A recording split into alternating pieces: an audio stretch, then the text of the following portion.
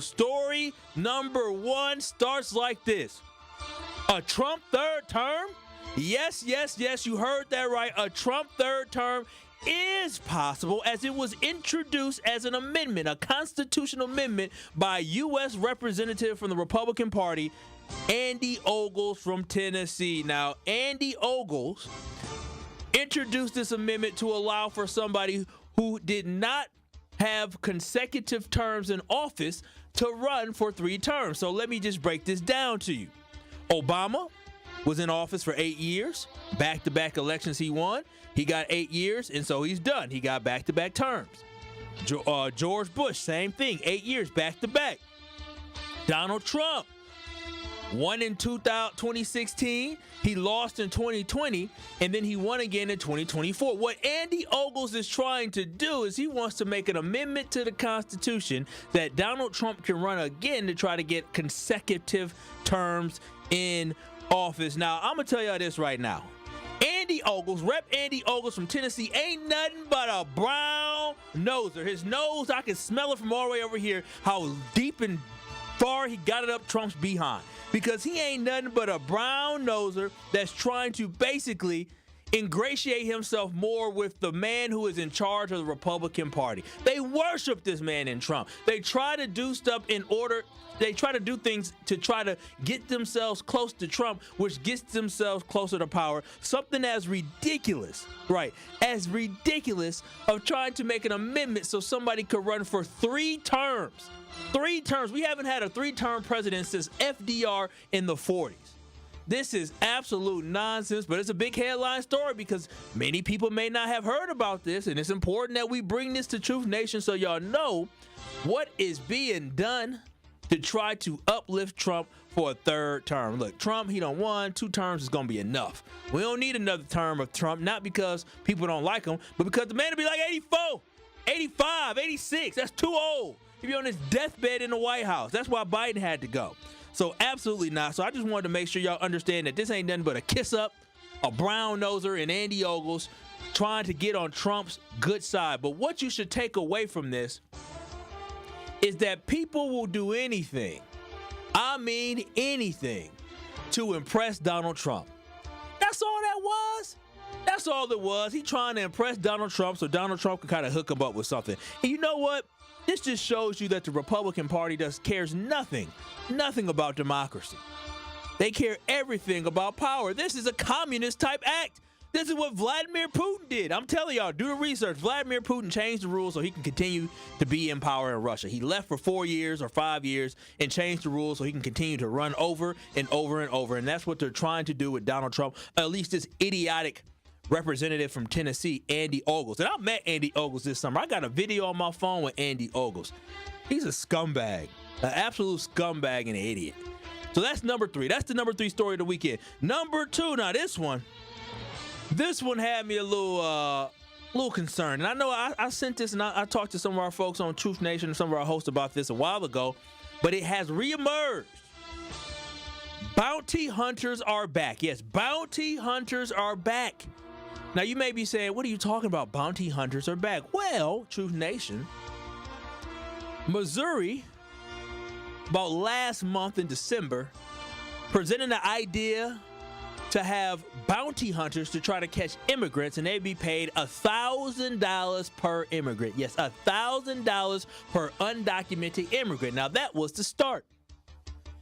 Now you have down in Mississippi them doing the exact same thing. There was just a law proposed in Mississippi to basically deputize citizens to be able to go after undocumented immigrants and turn them in and get $1,000 per person. Yes, this is a real proposed bill where they're trying to make it so citizens can take a class on how to catch immigrants, I guess, undocumented immigrants, how to differentiate from a person that's here legally and illegally.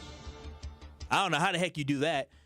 But in Mississippi and in Missouri, these are 2 states that by the end of 2025 could be paying people $1,000 a head to catch undocumented immigrants. And for me, It's basically incentivizing racial profiling. That's what that is. I mean, that's all it is. I mean, you go tell somebody, some random person, I mean, listen, I'm black, and I got some Hispanic friends, but I can't 100% tell the difference between a Mexican and a Cuban, and a Puerto Rican and a Colombian, and a Venezuelan and a Brazilian.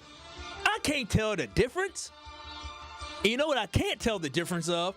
Is somebody who's here legally and illegally. That shouldn't be my job. As a citizen, my job is to live my best life, be good, and do well by others. But in Mississippi and in Missouri, they are paying people, or looking to, not yet, but their proposed bills to pay people $1,000 a head whenever you capture somebody. Now, this is my issue. I got quite a few issues with this. I feel like things like this come up because people don't pay attention in history class, or people aren't smarter than a fifth grader. Because the last time I checked, when I think about the history of this country, there seems to me that the last time I recall them having catchers out there, Zach, you ever heard of a slave catcher? Yeah, a slave catcher. I think back in the day they paid people to catch slaves and return them back to the plantation. That should ring a bell. Or I know in Nazi Germany, I know that they basically paid people, Hitler paid people, the government paid people to find Jews and turn them in. So we need to understand we cannot allow history to repeat itself, because that is what we are living in. Something as crazy, something as egregious, something as disgusting as basically having immigrant catchers. If you don't even know if it's an undocumented or documented immigrant, but you get 1K. Now, again, I have an issue with this, but this is what I say.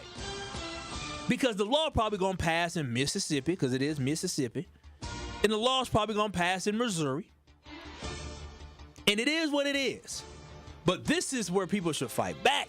What they should say is this: if you catch somebody, or if you try to turn somebody in, and it turns out that the person you turned in is legally documented, so that means you racially profiled, discriminated against, that means you harassed someone, caused some type of trauma against somebody, you got to pay them $1,000. If that is what it's going to be, the hell with it. Come get me. I start speaking Spanish. I start talking in Jamaican tongue. I do whatever so y'all come and think that I'm somebody illegal here. I can get $1,000 if you try to turn me in and I turn out to be a U.S. citizen. Just think about that. They are legalizing racial discrimination. What in the world is going on? 833-212-1017. If you have any comments on the fact that they are basically legalizing racial discrimination by allowing for people in Missouri and Mississippi potentially to go out there and be bounty hunters and catch illegal immigrants, migrants, they will get $1,000 per migrant that they catch. 833-212-1017. That is the Truth Talking text line. I definitely want to hear from y'all. But also on the Talking text line, Eric in Milwaukee, you have some thoughts on this conversation? Yeah, I just want everybody to record this and keep this in mind. Within a year, you're going to have riots. You're going to have civil unrest because you just let loose the Klan on everybody. You see what I'm saying? Mm-hmm. Yeah, I mean, it's not good. I mean, you man, listen. You telling people that anybody they see riding down the street and they got the wrong skin tone, that they might be illegal and they got to answer questions to another private citizen. Mm-hmm. They're gonna start laying them down left and right. And then you got some people, especially in the South. Slave patrols was a big issue back in the day. It's gonna be a problem.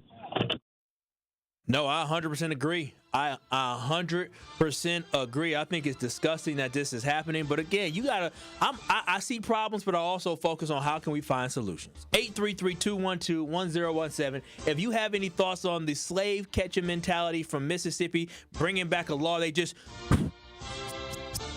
dusted off that book from the 1920s about, or I shouldn't say 1920s, I should say 1820s, about how to catch a slave. In the 1920s, they just lynched us for being free. But 833-212-1017, that is story number 2. Story number 3, I know I hit y'all with a lot of things that I saw, but lastly, I do want to have some good news, because the good news is that MPS, yes, Milwaukee Public Schools, is looking to propose a K-12 virtual school. Yes, a K-12 charter virtual school here in Milwaukee, and I have to say, that is what's up. That is what I'm talking about. That's the innovation that we need to have. We need to be more innovative. We need to be more creative. We need to allow for better options for our students, because right now we live in a world where going to a classroom ain't always the norm. Right? So now you have kids who now have the option to potentially have a virtual school, and MPS looking to invest $5 million in a virtual school for their students. I applaud that. Now, it's minor to me. There's other school districts doing it, but at least it is a step in the right direction for Milwaukee Public Schools to do something different.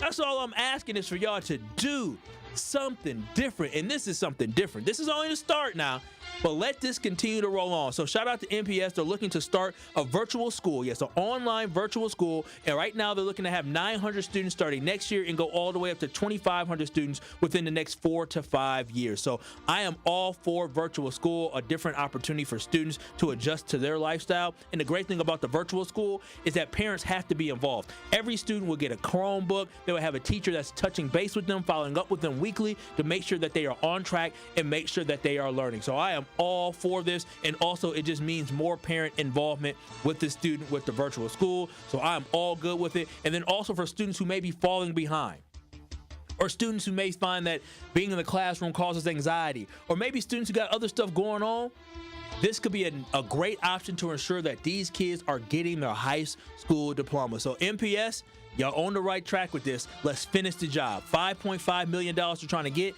This is something that I can get on board with.